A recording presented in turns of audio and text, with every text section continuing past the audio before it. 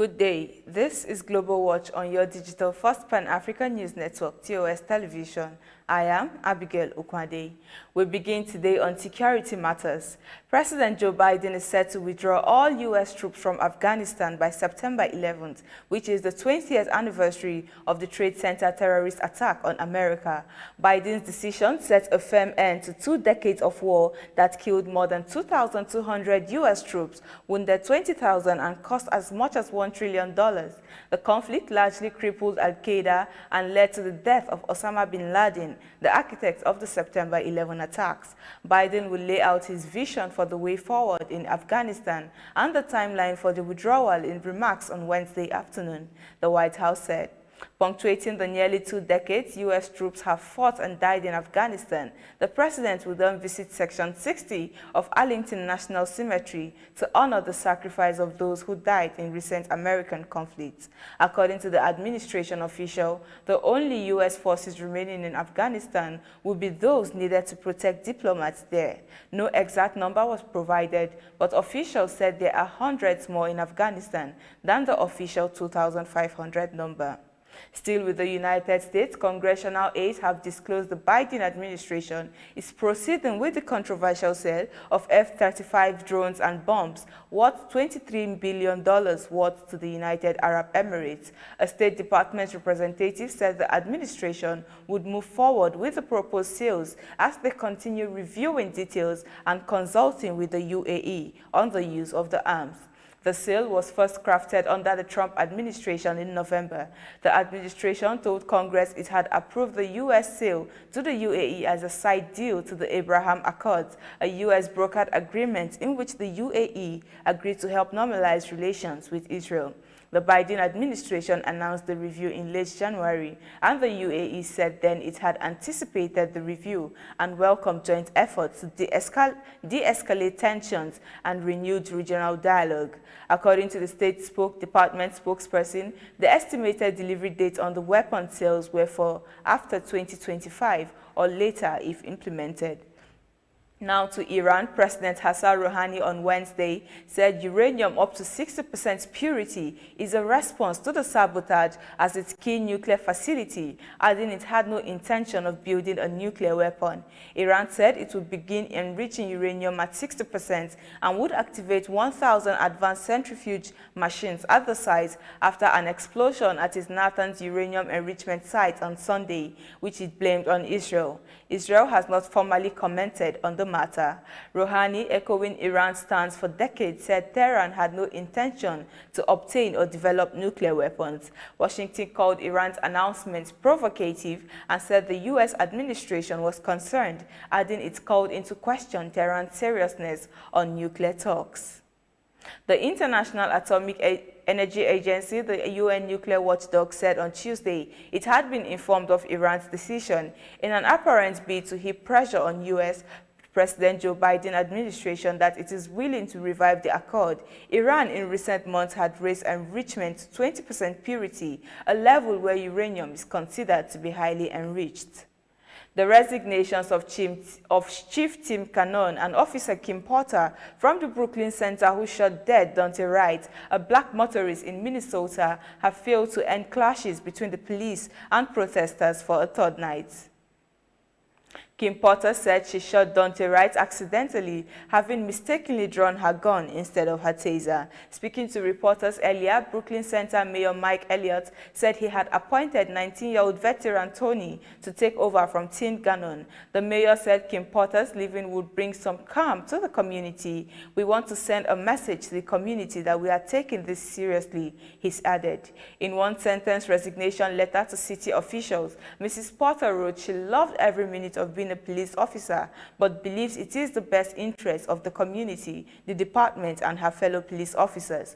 On Tuesday night, bottles and other projectiles were thrown at the Brooklyn Center Police Headquarters, and other officers responded by firing tear gas, stun grenades, and rubber bullets. More than 60 people were arrested, Minnesota State Patrol Colonel Matt Langer told reporters. Prosecutors are expected to decide whether to charge Mrs. Porter on Wednesday. A state-run newspaper reported on Wednesday that Myanmar's ruling junta has charged at least 19 doctors for joining civil disobedience protests against the military coup of February 1.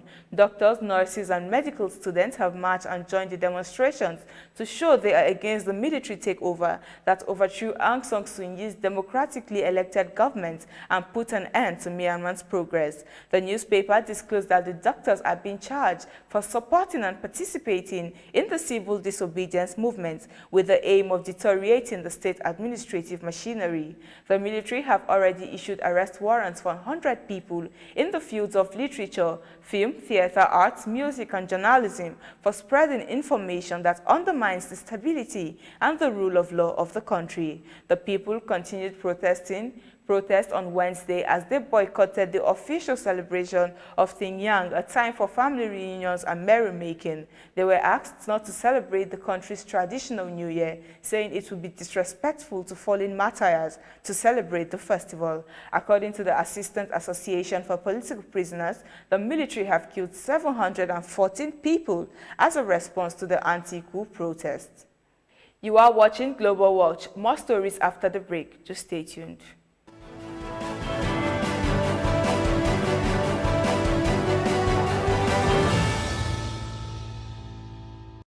Welcome back. You are watching Global Watch. Ireland's health minister said the country is considering extending the gap between inoculations of the Pfizer vaccines to more than 4 weeks to keep its vaccine program on track while other vaccines are restricted. Stephen Donnelly told journalists that they are looking for options to keep the pace of the vaccine program going, given the news on restrictions to AstraZeneca and Johnson & Johnson vaccines. Certainly, extending the interval for Pfizer beyond the 4 weeks is something that is being looked at, he said. The United States climate envoy John Kerry will visit China this week to discuss ways to curb carbon emissions. This will be the first visit by a senior member of President Biden's administration to China. According to a statement released by the State Department, Mr. Kerry will travel to Shanghai, Seoul, and South Korea from the 14th to 17th of April to discuss raising global climate ambition before Joe Biden's climate summit, which will commence on April 22nd. President Joe Biden has invited 40 world leaders to the summit, representing 17 of the biggest economies as well as smaller countries that will be among the first to feel the disastrous impact of climate change. Chinese Foreign Ministry representative Zhao Lijian said Mr. Kerry will meet his Chinese counterpart Xi Zhenhua during a regular briefing in Beijing on Wednesday. The meeting comes after a rocky encounter between top U.S. and Chinese foreign policy officials in March. This is a sign that despite their differences, they can come together to fight against climate change. Mr. Kerry has been crisscrossing the globe to encourage other nations to step up their efforts, and the U.S. is considering a pledge to cut U.S. greenhouse gas emissions by 50% or more by the end of the decade. The U.S. Coast Guard reported on Tuesday that 6 people were rescued and 12 remain missing after a large commercial boat capsized off the coast of Louisiana in the Gulf of Mexico. The U.S. Coast Guard and multiple vessels have continued searching and rescuing about 8 miles from the state's southernmost port, Port Function. The Coast Guard said it was notified around 4:30 p.m. of a capsized 129-foot commercial lift vessel. The Coast Guard then issued an urgent broadcast that attracted some vessels to come to their aid. One person was rescued from the water by the Coast Guard cutter, 154-foot vessel, which arrived in 30 minutes. Another one was rescued by a Coast Guard vessel from Grand Isle. 4 people were rescued by Good Samaritan vessels. The owner of the capsized boat, Seacom Marine, confirmed that the boat is used in oil and gas exploration. The company disclosed that 18 people, including employees and contractors, were on the ship. The United Nations Population Fund on Wednesday has called on nations to report bodily autonomy as a universal human right, saying too many women and girls are denied this basic power over their own bodies.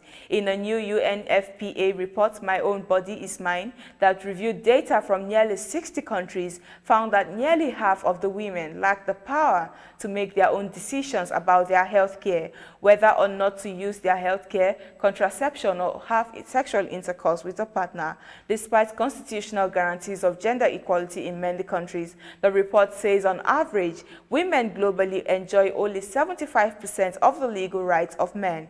UNFPA Executive Director Natalia Kanem said COVID-19 worsened the situation for millions of women, increasing sexual violence, especially during lockdowns, creating a new barriers to access health care, job and education losses. She said governments have a lead role to play by fulfilling obligations under human rights treaties and altering social, political and institutional and economic structures that reinforce gender inequalities. And that is it on Global Watch for today. For more updates, do visit our website at www.tostvnetwork.com to follow and like our social media handles on Facebook, Twitter, and Instagram. And remember to subscribe on YouTube. I am Abigail Ukwade. Remain safe and bye for now.